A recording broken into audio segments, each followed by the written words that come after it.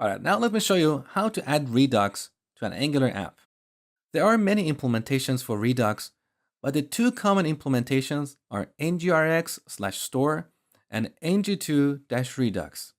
These are the most popular ones, and they're very similar in terms of their API. ng2 Redux is built on top of the real Redux library and is compatible with much of the Redux ecosystem. It adds bindings for Angular 2, so you can easily connect your Angular components with Redux. ngrx/store, on the other hand, has gone the route of re-implementing the Redux pattern in an Angular 2 and RX-friendly way. This means it's not compatible with other libraries built for Redux. So in this section, I'm going to use ng2-redux, but I wanted you to be aware of ngrx/store because there are a lot of blog posts and questions on Stack Overflow that are centered around this implementation. All right, now before we get started, make sure you have the latest version of Angular CLI. So on my machine, I'm using Angular CLI version 1 beta 26. If yours is older, simply do npm install angular-cli-g. All right, now I'm going to create a new folder, redux-demo. Go into this folder and run ng init. All right, now if you look at package.json, you'll notice that we're using Angular 2.3.1. This is very important if you want to follow along with this lecture. Otherwise, when you add Redux, you're going to get an error in npm because the latest version of Redux is not compatible with older versions of Angular. So make sure you've got Angular 2.3.1 or higher. Now back in terminal, npm install Redux. So this is the main Redux library for JavaScript. It's got nothing to do with Angular.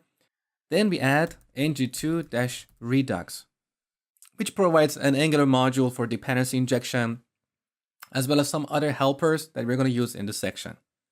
So add this to the project. Now, if for any reasons you're having difficulty creating a new Angular project and adding these dependencies, I've attached this project for you to this lecture.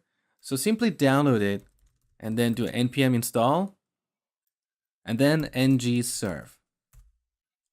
Now, if you head over to localhost port 4200, you get our familiar Angular 2 app. So now let's start implementing Redux in this application. First, I'm going to go in the source folder, under app, add a new file, store.ts. Here I'm going to export an interface called iapp_state. So this interface determines the shape of our store.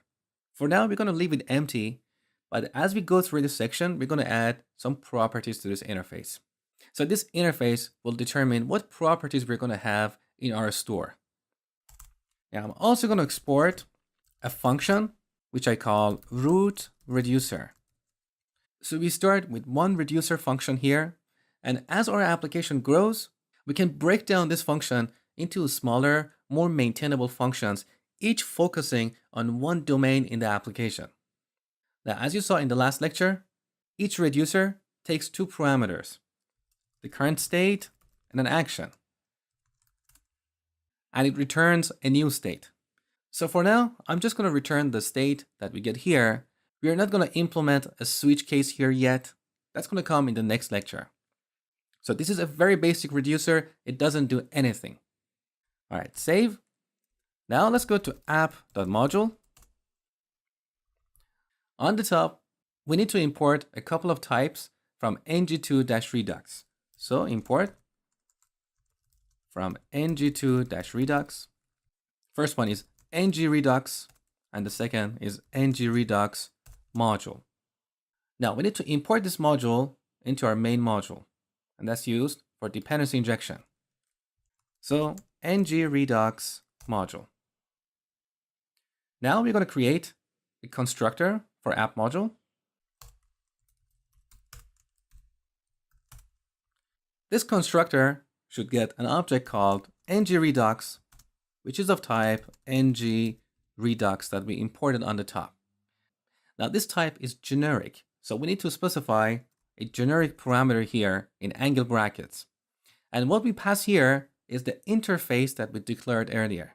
So this interface determines the shape of our store. So I'm going to go on the top, import iappState and root reducer from current folder /store. Now, back in the constructor, I'm going to use iappState as the generic argument for ngRedux.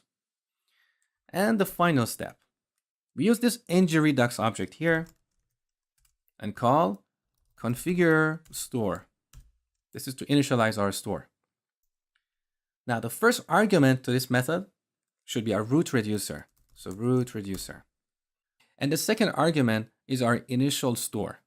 So I'm going to pass an empty JavaScript object. This is our store object that will eventually get updated as we go through this section. With this, if we save the changes and get back to the browser, the application should still work and we shouldn't have any errors in the console. So let's double check that. Okay, here's the console. There's absolutely no errors. Perfect. So we have successfully installed Redux in this project. Next, we're going to work with actions.